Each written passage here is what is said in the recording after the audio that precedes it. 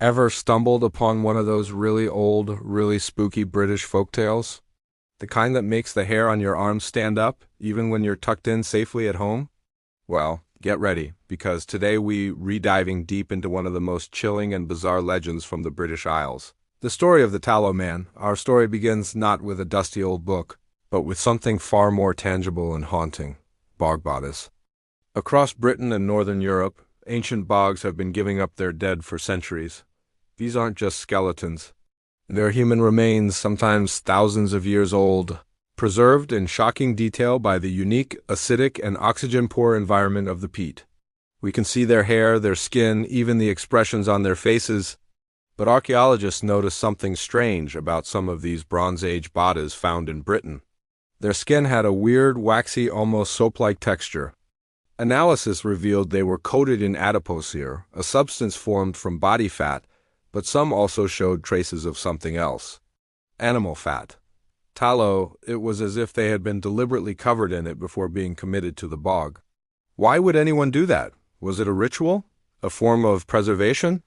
Or something else entirely? This is where archaeology meets folklore, and the story gets truly unsettling. Whispers passed down through generations tell of a creature, a being that haunted the misty, desolate landscapes of ancient Britain, especially during the brutal, unforgiving winters. They called him the Tallow Man. He wasn't a monster in the typical sense: no claws, no fangs. He was described as a tall, man-shaped figure that would emerge silently from the thick, rolling fog, almost as if he were made of it. His form was indistinct, wavering at the edges, and his most notable feature was that he seemed to be constantly dripping, not water, but warm, greasy, tallow-rendered animal fat. Imagine seeing that shape materialize on a lonely moor, the air thick with the smell of old candles and rendered suet. The legend says the Tallow Man appeared to travelers who were lost, cold, and on the brink of freezing to death. Picture it: you're caught in a sudden winter storm, the wind is biting, your fingers are numb, and all hope seems lost. Then from the swirling mist, this silent figure approaches. He doesn't speak, but he offers a silent invitation. He radiates a strange, inviting warmth, a life-saving heat that cuts through the bitter cold. He offers comfort when you are at your most desperate. And what would any person facing death by freezing do? They'd accept. They would huddle close to this strange, warm being, grateful for the miraculous salvation. The Tallow Man would share his warmth generously, enveloping the traveler in a comforting, greasy embrace. The cold would recede, replaced by a deep, profound sense of peace and relief. The traveler's shivering would stop, their fear would melt away, and they would fall into a deep, peaceful sleep. But this comfort came at a terrible price. Those who accepted the Tallow Man's warmth were never seen alive again.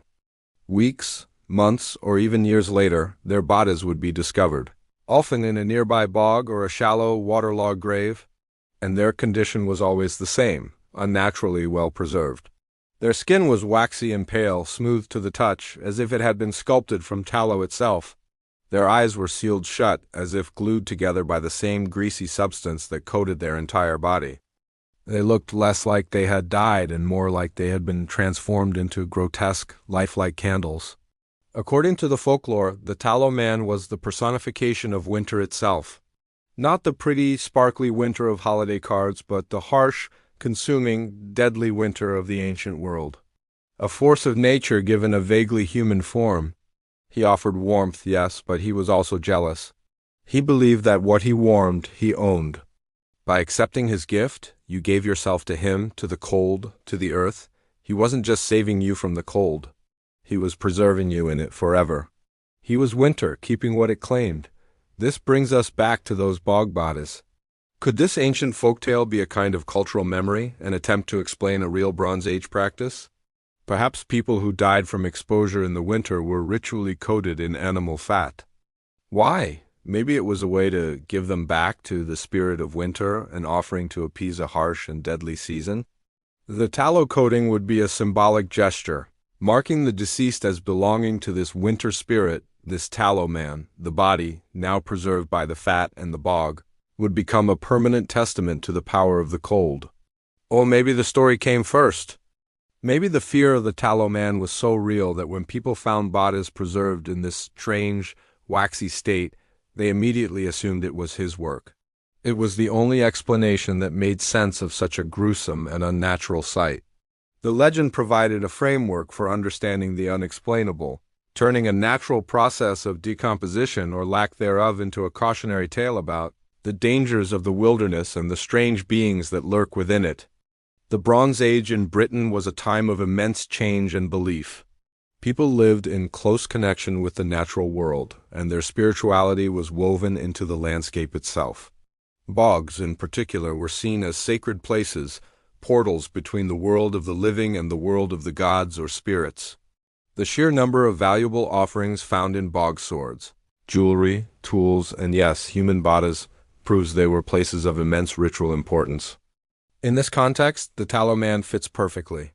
He is a liminal being existing between states. He is both man and mist, warmth and cold, savior and destroyer. He operates in the desolate, lonely places, the bogs and moors that were themselves thresholds to the other world. Giving a body to the bog, especially one prepared in such a specific way, could have been the highest form of offering. It was a way to communicate with the forces that governed life and death, fertility and decay. The coating of tallow is particularly fascinating. Fat was an incredibly valuable resource in the ancient world. It was a source of light, heat, and high-energy food. To use it to coat a dead body would have been a significant sacrifice. It suggests the person being offered was important, or that the reason for the offering was incredibly serious, perhaps a plea to end a long and brutal winter, or to ensure a good harvest in the spring. The waxy, preserved body, forever unchanging in the peat, would stand as a permanent monument to that pact. So, the next time you hear a story about a strange figure in the mist, or you see a picture of a hauntingly preserved bog body, think of the Tallow Man, think of the bitter cold, the desperate traveler, and the terrible, warm embrace. It's a story that blurs the line between archaeology and myth, between scientific fact and the deep, ancient fears of our ancestors. It's a reminder that for every scientific explanation we find, there's often an older, darker story that got there first. It's a chilling piece of our shared history, a legend preserved, much like its victims in the deep, dark memory of the land.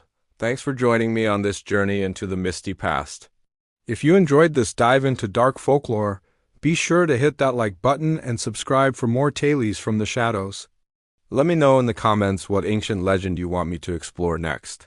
Stay curious and stay safe out there.